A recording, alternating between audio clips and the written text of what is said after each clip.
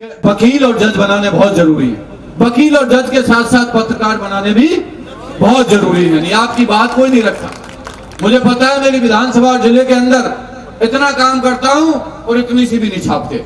हमारे साथ हैं पीडब्ल्यूडी मंत्री भजनलाल जी, जो जयसिंहपुरा छोटा में बाबा साहब डॉक्टर भीमराव अंबेडकर साहब की प्रतिमा का अनावरण किया है। अभी आपने मन से बोला कि हमें वकील, जज, IAS, IPS बनाने होंगे, फिर कहा आपने पत्रकार बनाने होंगे।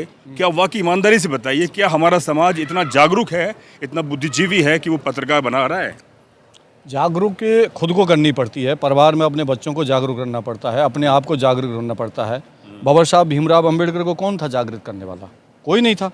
उन्होंने जिस तरीक़ा से पढ़ाई लिखाई की और मन में दृढ़ संकल्प कर लिया था कि मुझे कुछ ना कुछ इस देश को, प्रदेश को और समाज को करना है, तो वो करके हटे। उन्होंने दिन रात ला के पढ़ाइयाँ करी, विदेशों में जाके पढ़ाई करी, यहाँ करी, वहाँ करी, संविधान बनाया। उन्होंने अपने दृढ़ संकल्प, जब व्यक्ति अपने मन में दृढ़ संकल्प कर ले कि मुझे कुछ करना है, तो ज़रूर उसका भगवान उसकी इच्छा पूरी करता है। और मैं इतना ही कहना चाहता हूँ कि बाबा साहब का बना हुआ संविधान जिस तरीक़ा का एक भारत पूरे संसार के अंदर बहुत ही मजबूत संविधान है, जिसमें सभी जाति, सभी धर्मों का प्रावधान है, चाहे वो दलित हों, शोषित हों, पिछड़े हों, ऐसा संविधान किसी देश के अंदर नहीं है। पर जिस तरह का भय का, डर का माहौल है, और जिस तरह से संविधान को कहीं ना कहीं धज्जियाँ उड़ाई जा रही हैं, संविधान संस्थाओं को किस तरह से कैप्चर किया जा रहा है, और जिस तरह देश के अंदर तमाम जो संस्थाएं हैं उनको कैप्चर किया जा रहा है, तो कहीं ना कहीं संविधान की भावना की जो मूल भावना है उनको कहीं ना कहीं ठेस पहुंचाने का काम किया जा रहा है। प्राइवेटाइजेशन हो रहा है, जो निजीकरण हो रहा है, तमाम जो हमारी सरकार सी संस्थाएं हैं उनको तरीके से निजीकरण में दे दिया जा रहा है, तो कहीं ना कहीं वो संविधान के तहत जो आरक्षण की व्यवस्था है उनको व्यवस्था ख़त्म की जा रही है। तो मैं तो इतना ही इन सब आपके माध्यम से कहना चाहूँगा, जो राजस्थान की सरकार है उसने पूरे 4.25 साल जिस तरह का बेहतरीन काम किया है, तमाम स्कूलेज खोले हैं, कॉलेजेस खोले हैं, तमाम और चीज़ें खोली हैं, सड़कों का बहुत अच्छा काम हुआ है, शानदार और जानदार सड़कें बनी हैं। और पूरे राजस्थान में, जैसे भारत में, पूरे भारत के अंदर राजस्थान का पहले ये हुआ करता था कि भाई राजस्थान की सड़कें ख़राब हैं, आज पूरे देश के अंदर ये हो रहा है कि राजस्थान की सड़कें अन्य प्रदेशों के मुकाबले बेहतरीन हो गई और शानदार सड़कें हैं। मेरे कल किसी के पास बैठने गया था, किसी तीये की बैठक थी, उन्होंने कहा साहब हम लोग सोरोंजी गए थे, जैसी सोरोंजी से लेके हाथरस की सड़क है वैसे तो हमारी गांव की सड़क है। तो ये जो अभी एक मॉडल बना है, और इस मॉडल को, ये जो प्रदेश का मॉडल है, इसको कहीं ना कहीं अन्य प्रदेश भी इसको एक्सेप्ट कर रहे हैं। मैंने आपसे जो पत्रकार का सवाल किया, बाबा साहब ने 5 पत्रिकाएं निकाली थी, खुद वो पहले एक पत्रकार थे, बाद में इकोनॉमिस्ट, फिर लॉयर बने। सवाल यही है कि इन 4.25 सालों में जो दलितों के साथ इतना अत्याचार हुए, सरकार की मंशा बहुत ज़्यादा स्पष्ट नज़र नहीं आई। उन्हें जो 50 लाख की मांग थी, सरकारी नौकरी थी, वो नहीं मिल पाया। लगातार जो सामाजिक कार्यकर्ता हैं, जो तमाम जो अन्य हैं, दलित जो संगठन हैं, वो सड़कों पर हैं, लेकिन सरकार की तरफ से, और आपके जो मंत्री हैं, आप खुद मंत्री हैं, वो विधानसभा में प्रखर नहीं हो पाए, सड़कों पर न्याय नहीं दिला पाए, सिस्टम से न्याय नहीं दिला पाए। ये एक बड़ा सवाल है साहब।